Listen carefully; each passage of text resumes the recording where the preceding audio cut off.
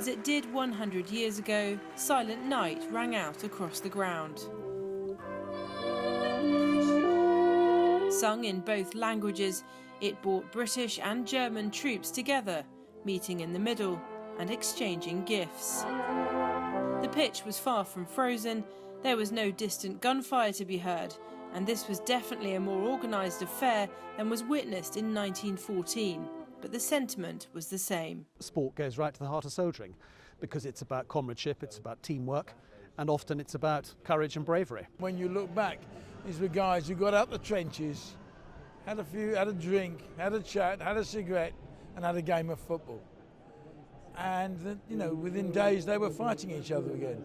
But for that period, that was humanity.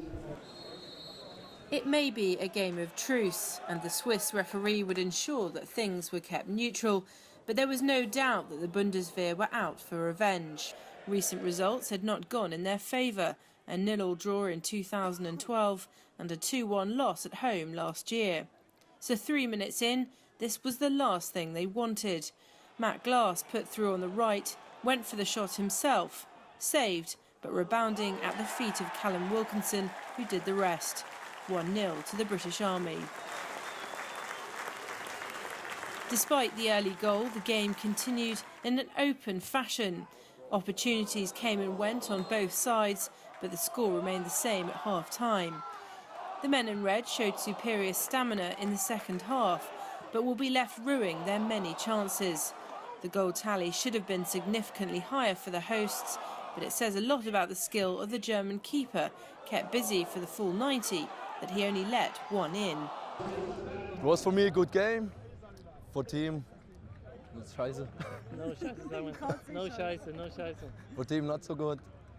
Just as things were winding down, the Germans suddenly looked like scoring in the 3 added minutes. Florian Stahl forcing a save and then hitting the bar. But there would be no fairy tale ending for the visitors, only one score in it, but an exciting match all the same and fitting for such an occasion. Amazing, like I say, great spectacle. It's great to see 2,500 people turn out, and what a great result. The Germans play some amazing football, and we realised when we came onto the pitch that they were going to have lots of possession. We just tried to tuck in, make us hard to beat and hit them on the counter-attack, and I thought it worked well. They're a very strong physical team, and they keep the ball very well. And I thought we matched them, and I think we're better than them. We had plenty of chances. Unfortunately, we didn't put them away, and then they had a couple of chances towards the end, so it was a bit scary towards the end, but to come away with a victory, just really proud of what the lads achieved. It was nice to see we were part of something bigger than what we are, just on a football game.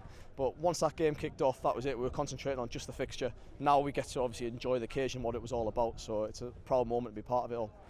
The game of truce has gone down in history as an image of hope and sportsmanship amid the bloodshed of World War I.